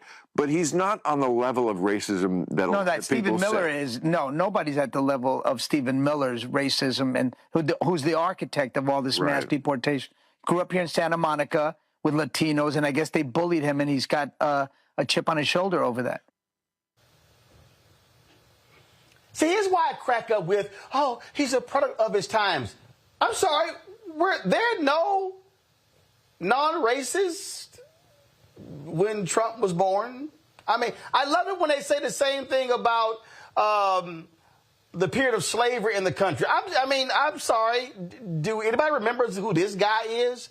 I mean, I don't know, maybe, but I'm just kind of saying, this guy right here, name was John Brown. I guess he wasn't a product of his time. I guess, Greg, there were no white abolitionists.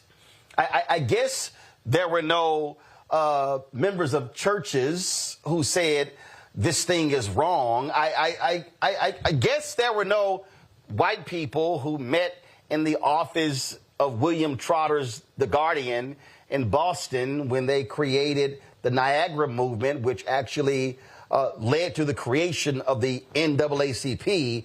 I guess those white people were not living in the same time as Trump's dad. So to Bill Maher, no. We can excuse the racism because, he's a man of his time. Yeah. Well, Bill Maher has been a soft white nationalist. It's funny, isn't it, Roland? It's funny, isn't it, y'all, how when these folk, and I give Donald Trump this, absolutely, he has an eye for the type of visual you need to rally your troops. The people he has curated around him absolutely came from central casting if you're talking about a hillbilly horde. As Bill Maher ages, he looks more and more like his politics. He should be sitting somewhere on a couch, on a veranda in Miami Beach, with unvarnished racism coming out of his mouth, because he's a soft white nationalist, and he's always been. His sunglasses are getting a little darker. At some point, the N-word will be used a lot more freely. And John Leguizamo, who has had politics that have been decent at some point, but at other points, you know, his kind of white adjacent Latinx identity has allowed him access into the periphery of some things. It's quite to be expected that they would dance around the issue. But ain't nobody gonna deal with what you're dealing with, Roland, which is why you had to build your own network. John Brown was in Kansas.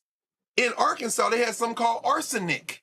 What was that? That was Arkansas SNCC, which had white folk in it.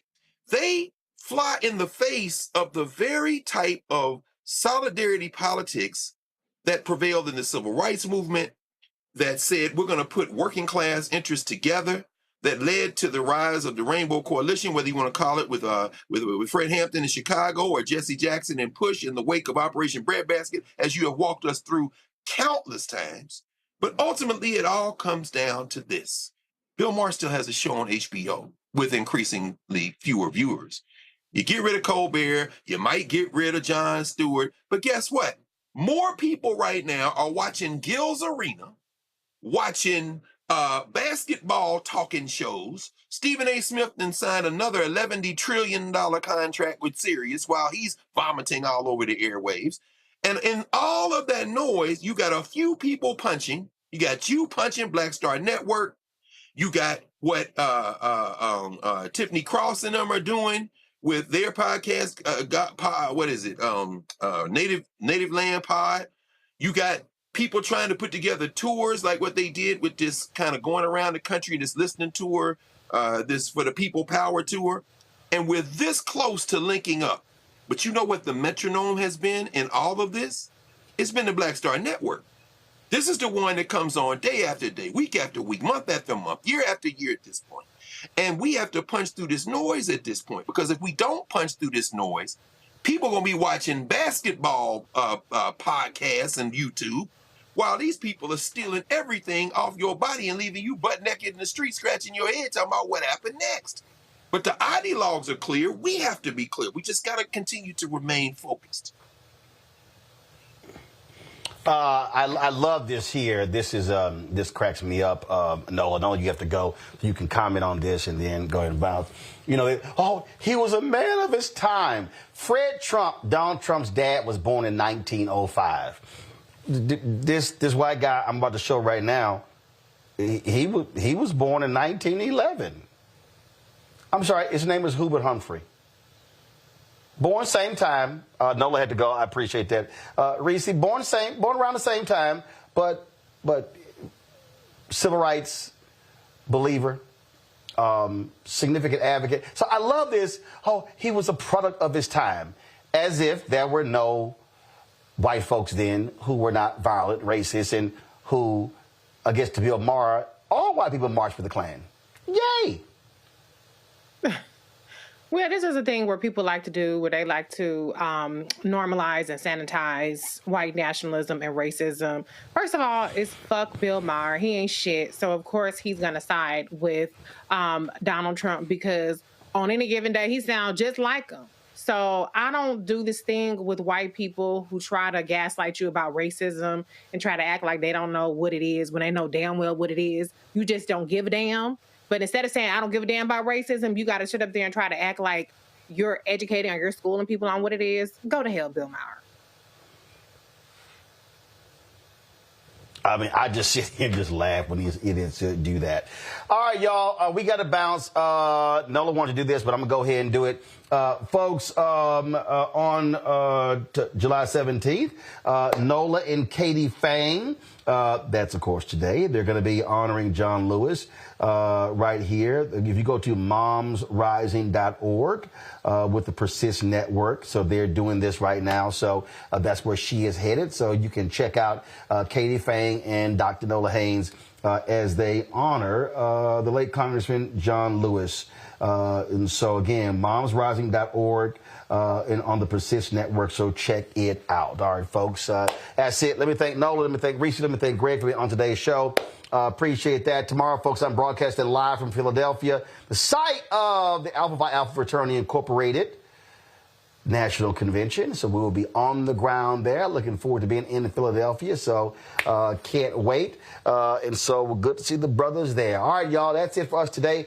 I got to bounce, but don't forget, if you want to support the work that we do, join our Bring the Funk fan club. You want to give via Cash App, please do so. Here's the Stripe QR code. You can give via Cash App via this. You can use the Stripe QR code for credit cards as well. Checks and money order and make them payable to Roland Martin Unfiltered. Send to P.O. Box 57196, Washington, D.C. 20037-0196.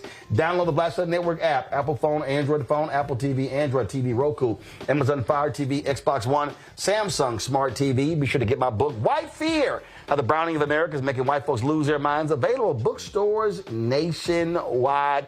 Get the audio version I read on Audible. Folks, don't forget, you can also, before we do that, you can get our gear. Get our Roland Martin Unfiltered gear, mugs, hats, T-shirts, all that good stuff. Go to shopblackstarnetwork.com. Come to my iPad, please. You'll see it right here. If you go to the website, you're going to see all of our stuff right here. It's called the Unfiltered Collection. And so you see everything there. We got hats, all kinds of stuff. That's on the website, so you will see it. In addition to, you go to shopblackstarnetwork.com.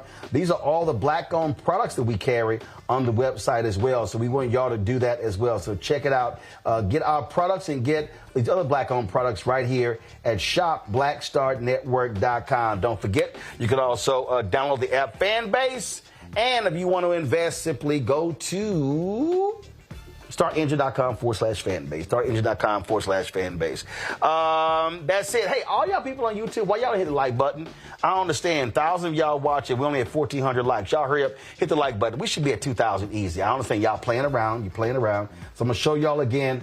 If you want to get our products, there's a lot of stuff you can get of our merchandise. And so you can get that. And so please do so. You can get our T-shirts, all of our shirts. And, of course, you can get Don't Blame Me, I Voted for the Black Woman. You can also get FAFO 2025 with Project Crossed Out. And so you can get MAGA chose between woke or broke. They chose broke. Get all that sort of stuff at shopblackstarnetwork.com. All right, y'all. I'll see you tomorrow from Philadelphia. Holla! Time for True Talks.